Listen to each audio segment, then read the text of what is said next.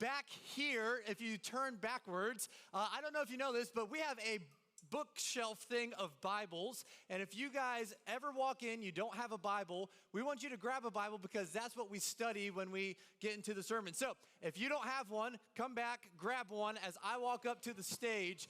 And you are turning to Exodus 3. Everyone look at your neighbor and say, Exodus 3.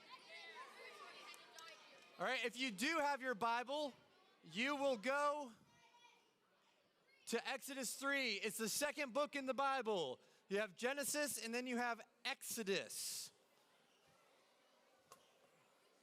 And if we run out of Bibles, just share it with someone beside you. But we want you to be in that together. All right, as you're getting your Bibles, I would love to tell you about the greatest gift ever. Not the greatest, but it's up there. It's up there in gifts. How many people love Legos? Yeah, okay. Tap your neighbor and say Legos. Sweet.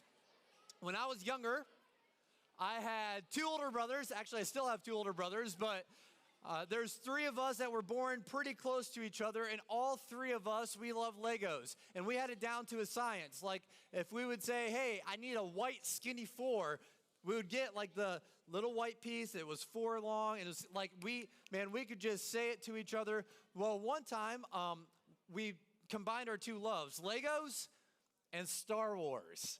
And we came together, and my mom and dad bought us an X-Wing fighter so that we could build that together. So we get this X-Wing fighter, and we're like building it. Now, that's Kevin and Alex and me. Those are the 3 oldest boys. Now, there's another son or a brother of mine. His name is Jacob, and Jacob is the villain of the story. He is 7 years younger than I am. So at this time, I was probably, middle school, like 11-ish years old, which means that he was about 4 years old. And as a 4-year-old, when you see a built plane, you think one thing. It flies. And so this X-Wing fighter was sitting on my dresser after we spent hours working on this thing. And he picked it up off the little, display podium thing, and he just did this. And the thing went down and broke everywhere. And then I killed my brother. I'm just kidding. Hey, maybe you have had something in your life that was broken. Maybe you're the person that broke something else, but all of us, we've been in a spot at some point when everything was broken. Now lean in because we're going to get serious super fast because maybe that thing is you. Maybe you are the thing that is broken. Maybe you say, man, I just feel like I'm walking in here this morning and I feel broken. Maybe you look in the mirror. Maybe this was you this morning. You woke up, you looked in the mirror, and you said, I don't like what I see. See, brokenness, the truth is all of us, we are broken. And I put this up here as like really tiny font because we don't really like to admit it. Like we like to say, hey, I'm not broken. I've got it all figured out. But the truth is all of us are broken. And here's what brokenness causes. It causes shame. This was illustrated by Adam and Eve, that the moment that sin entered their life and they felt broken, they took a step back and they were like, oh my goodness, like we're naked. I don't want anyone to see me right now. And they felt shameful. And in that weird illustration that we really don't even want to talk about, like if I say the word naked, some of you are like, oh, he said naked. Like we don't want to talk about that because we feel naked sometimes, even in our sin. Like not physical clothing, but like when something is exposed for us, we sit there and we go, I don't want to talk about that. Why? Because you're broken. And that's what shame is. Brokenness also causes frustration. Like maybe you're just frustrated with the brokenness that's in your life. Like I'm so frustrated with this situation. I'm frustrated with my friends. I'm frustrated with my parents. I just have frustrations, and that's what brokenness causes. Maybe brokenness in your life is causing doubt. I doubt that God can even exist because you wrestle with the question of like, why do bad things happen to good people? And bad things happen to good people means brokenness is happening to good people. So you have doubt and you're like, does God even exist? I don't know. Someone's got to prove it to me. Brokenness causes fear. Maybe you're walking in here and you're like, man, I'm afraid that what happened to me when I was young might happen again. and you walk around with fear in your life because you're broken. Brokenness can cause hate. Maybe your neighbor did something, and you're like, I hate my neighbor. Maybe some of you, you're like, I hate that UK just keeps winning in football. Like, and it's because you're a broken people. Like, that's what we see. Hey, brokenness causes fighting. Not just like, hey, I'm going to fight with you, like I don't like you or whatever, but fighting of like, you wake up in the morning and you're like, I'm so tired of fighting. Like, God, can't you just cure this? And I'm fighting this every single day. Maybe you're fighting the same addiction. Maybe you're fighting the same mental struggles. Maybe you're fighting the same thought that you've been fighting for so long, and you're there because you're broken, and that brokenness causes all these things. See, brokenness is a sin, and all of this is just a byproduct of that sin. And we are all broken. Before we move forward, I'm hoping that these verses that I'm about to say will encourage someone today. And maybe you don't listen to the rest of the sermon, but you'll hear these verses because this is kind of what Psalms says to you. This is what God says to you, that the Lord, he's near. Like, if you look at this, and if we are all broken, God is near you. You need to know that. Like, God sees you, he knows you, and he understands that you're broken, and he says, hey, no matter what else you hear today, know that I'm nearby. Like, maybe you're like, well, I doubt that you exist, but he's like, hey, I'm here, I'm near. And it says that he saves those who are crushed in spirit. Here's another one, Psalm 147, verse 3. He heals the brokenhearted, and he binds up their wounds. Guys, we are walking in here, some of us with wounds, some of us with wounds that are pretty fresh, some of us with wounds that just keep getting ripped open. Like, you know that injury that you have where it's like you get it on your hand, and then you think that it's healed, and then all of a sudden you do something else and it just opens up again. Maybe you're walking in with that kind of wound this morning. So as we look at brokenness, I want us to study the story of Moses together, because this story reminds us that God has a remarkable way of using broken people to rescue and to redeem others. So in our own brokenness, guys, you can find hope today and the ability to not just find hope, but to impact the lives of other people around you. So let's look at the brokenness of Moses. He was born at a time when Pharaoh of Egypt, he had ordered the killing of all male babies. Yeah, okay, good. Yeah, sure. We can boo that. Like, Moses is born into this brokenness. Here's some other brokenness in his life. His life started in the midst of tragedy. He has a mom that places him in a basket and puts him in a river.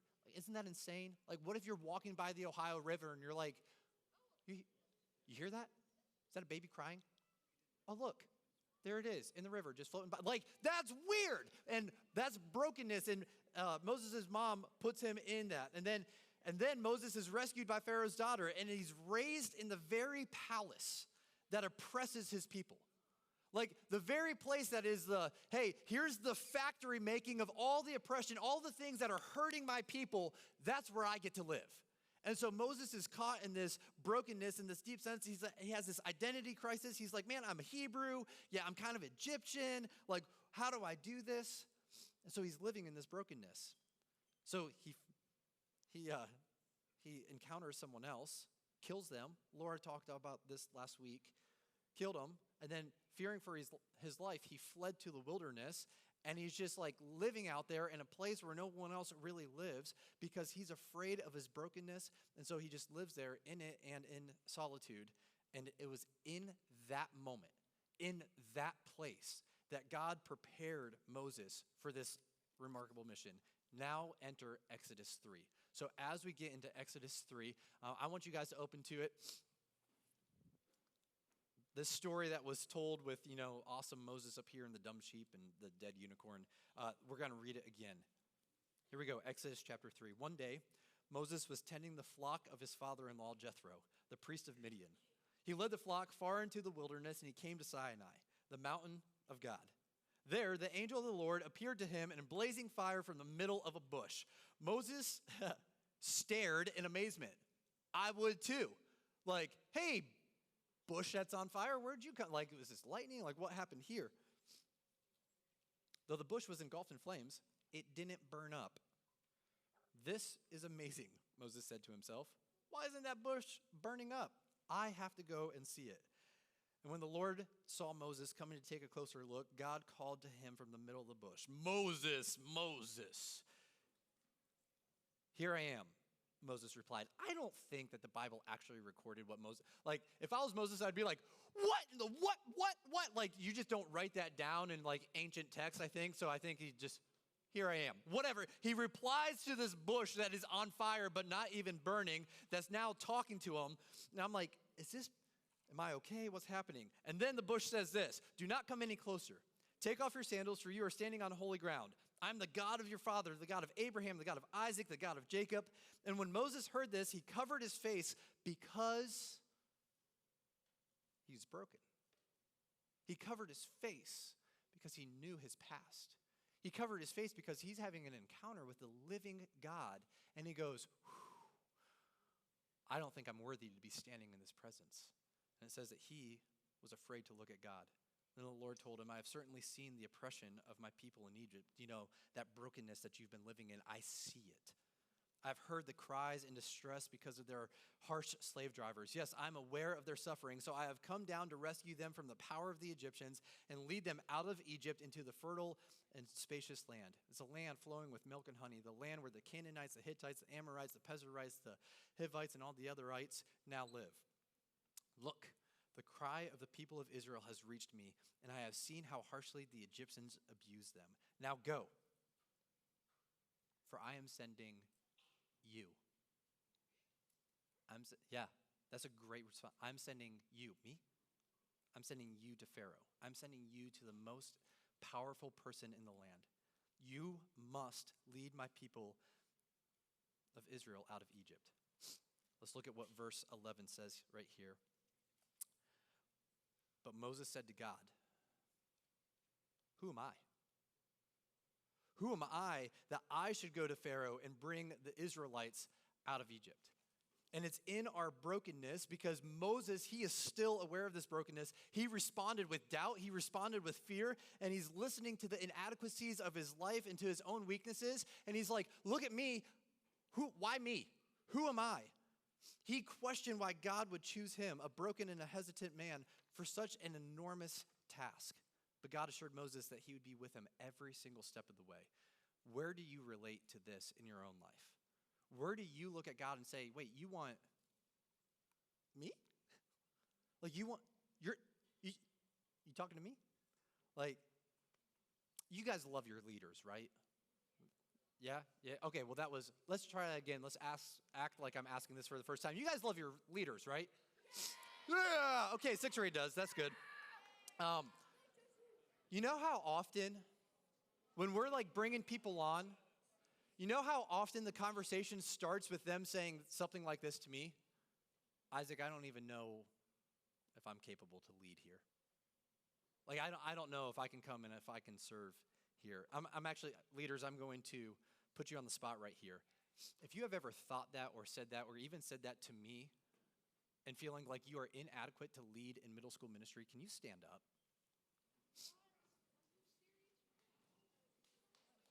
Okay, hold on. Don't clap. Guys, we have these conversations all the time. Look at this. Because you guys look at your leaders and you're like, man, they're the bomb.com. Like, they've got it all put together. They don't even go to the bathroom. Like, that's gross. Like, they are superhumans. Okay? That's your view of them. And their view, we all of us, because of our brokenness, we are all sitting here going, who am I? Like, who am I that I can be a leader in this? Look around. Go ahead, you guys can sit down. We struggle with our weaknesses. We struggle with our inadequacies. We struggle with these things. And so I'm asking you this question. What is it for you in your life? Is God calling you to your friend to tell them the good news? And you're like, who am I? Like, I don't have my life figured out. Who am I?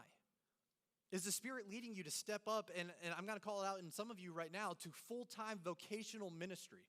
Like, I was called to be a youth pastor when I was in 2nd grade. And God is calling some of you right now, and you're like, oh, who am I? Like, I'm young, I'm a middle schooler, like, who am I? But God is putting that calling on your life. So what is this seemingly enormous task that God has in front of you? What is this mountain that you feel like you just can't climb? What is the thing that you're like, I can't? Who am I to do this? Well, this is where the power of God's redemption comes into your life, and I want you guys to grab a hold of this. Because as we reflect on the story of Moses, we have to understand that God chose Moses for a very specific reason. It was intentional. Because God always takes the broken, the unlikely, and the imperfect vessels to accomplish his purposes. Why? Because it is through our brokenness that God's power and grace shine most brightly. Like, Nathan, come on up. This is your time to shine. Here we go. Nathan McMillan, come on.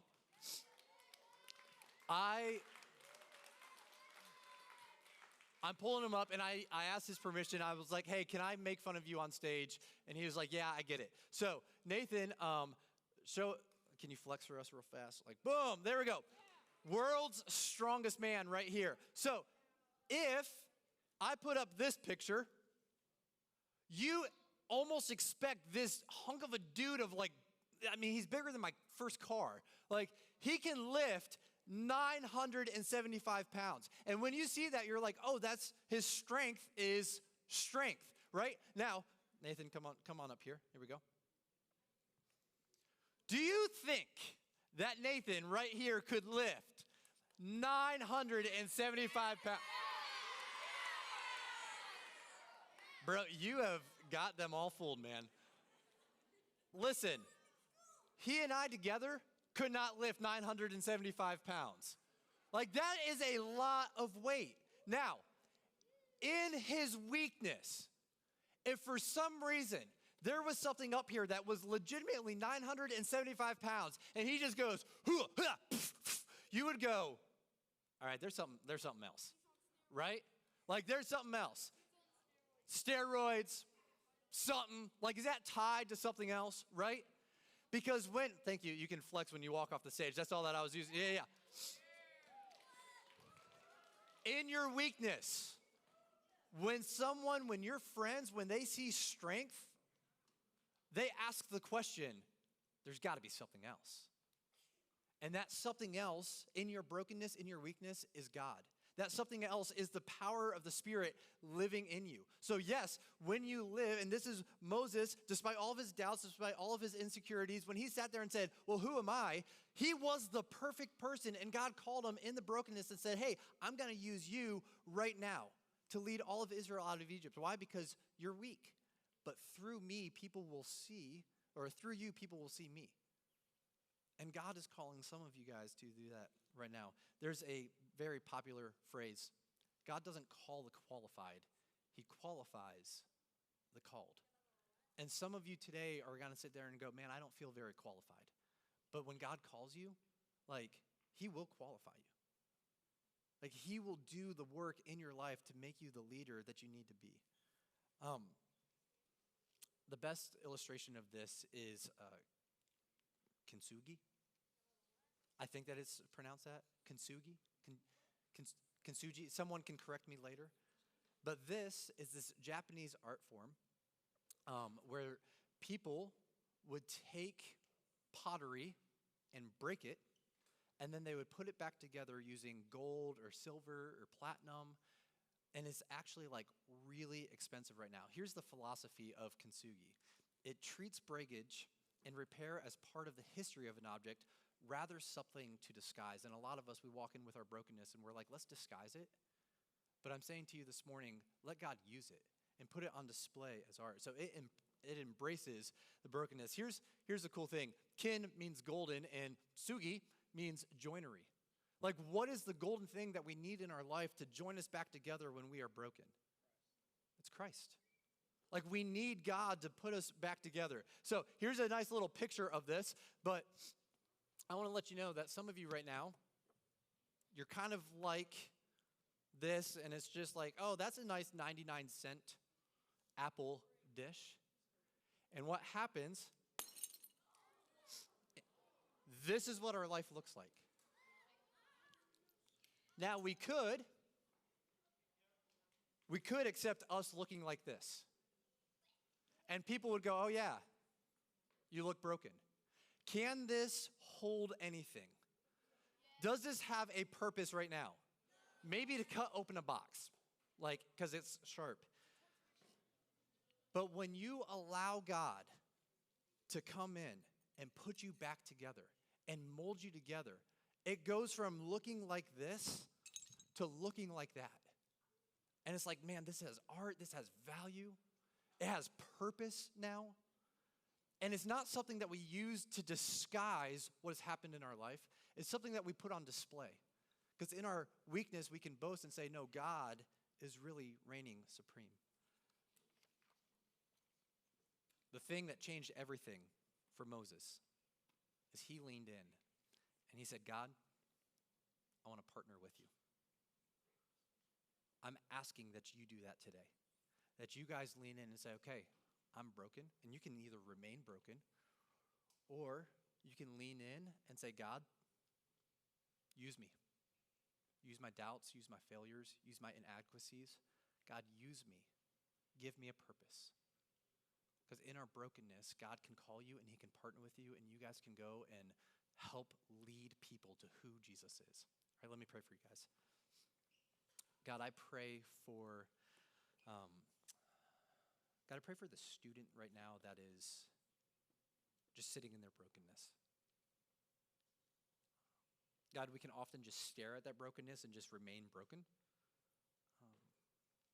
God, I've walked through seasons of that. You know that.